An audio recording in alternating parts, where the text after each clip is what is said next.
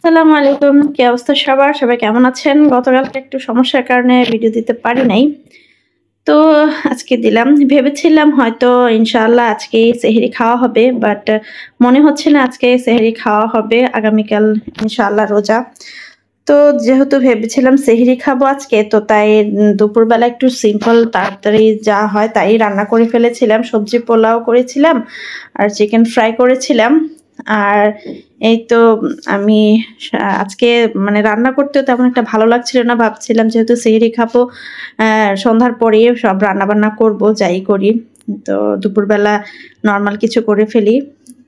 আমরা তো যা তা দিয়ে খেয়ে ফেলতে পারি, কিন্তু আমার ছেলে আবার কি খাবে সেই ভেবে একটু সিম্পলের মধ্যে একটা সবজি পোলাও করে ফেললাম।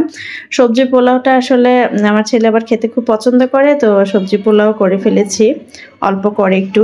তো সবজি পোলাও আজকে আর অন্য কোনো নকরা করে করি নাই, ঝটপট যা ছিল হুটহাট দিয়ে একসাথে দিয়ে সব কিছু রান্না করে ফেলেছি। লাস্টলি সামান্য একটু চিনি, লেবু, ঘি, কাঁচামরিচ, ধনেপাতা দিয়ে রান্না করেছি। সচরাচর সবজি পোলাওটা আমি সব কিছু একসাথে ভেজে মশলা কষিয়ে তারপর রান্না করি। তো আজকে আর কষাকষি করি নাই, জাস্ট সবজিটা ভেজে তারপরে পোলার চালটা ভেজে দিয়ে তার একবারে পানি দিয়ে রান্না করে ফেলেছি।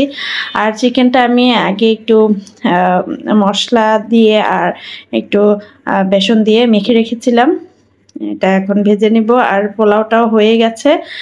পোলাওর মধ্যে সবসময় সামান্য একটু চিনি আর একটু লেবুর রস দেওয়ার চেষ্টা করবেন, তাহলে টেস্টও ভালো আসে, আবার পোলাওটা খুবই সুন্দর ঝরঝরে হয়ে থাকে। এই তো আমার সবজি পোলাও হয়ে গেছে, চিকেনও প্রায় কিন্তু ভাজা হয়ে গেছে। তো কারা কারা আজকে ভেবেছিলেন যে আজকে সেহরি খাওয়া হবে ইনশাল্লাহ? তবে আমি তো এটাই ভেবে রেখেছিলাম যে আজকেই মনে হয় রাতে সেহরি খাবো, আল্লাহ যদি রিজিকে রাখে। তো পরে দেখলাম যে ওইরকম কোনো খবরই পাচ্ছি না, নিউজ ভিডিও তেমন কিছু আসছে না।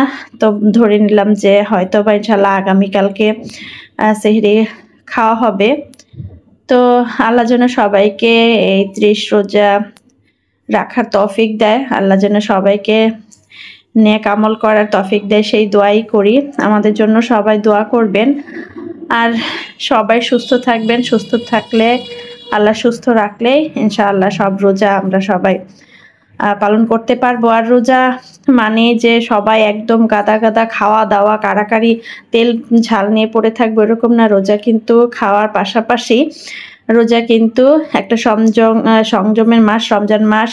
সবকিছু থেকে সংযম, শুধু খাওয়া থেকে পানি থেকে বিরত না, মানুষের আচার আচরণ সবকিছু কিন্তু এতে এই মাসে সংযমের একটা মাস, শিক্ষার একটা মাস। সবাই আল্লাহ রহমতে দোয়া করি সবাই যেন এই মাসে কিছু শিক্ষা লাভ করেন। তো বিকেলবেলা আলু সিদ্ধ করেছিলাম, মিষ্টি আলু, অনেকদিন পরে খেলাম, আলুটা বেশ মিষ্টি ছিল। ছেলেকে এত রিকোয়েস্ট করে একটু আলু খাওয়াতে পারলাম না, তো লাস্টলি ওকে আবার একটা আপেল ছিলে দিয়ে দিয়েছি। আর গুঁড়া দুধ এনেছিলাম, ওটা আমি স্টোর করছি, কারণ আমার ঘরে গুঁড়া দুধ তেমন একটা খাওয়া হয় না। আমার ঘরে সবসময় গরুর দুধ খাওয়া হয়, তো গুঁড়া দুধ মাঝে মাঝে রাখি, অনেক সময় দেখা যায় কাজে লাগে কোনো ডেজার্ট বানাতে, সেজন্যই ছোট ছোট প্যাকেট এনে রাখি। এই তো এখন দই করব, তো রমজান মাসে দই করতে হয়, সেজন্য প্যাকেট আমার গুঁড়া দুধের লাগেই। এই তো আজকের এটাই ছিল ভিডিও। ভালো থাকবেন সবাই, দোয়া করবেন ইনশাআল্লাহ। আল্লাহ হাফেজ।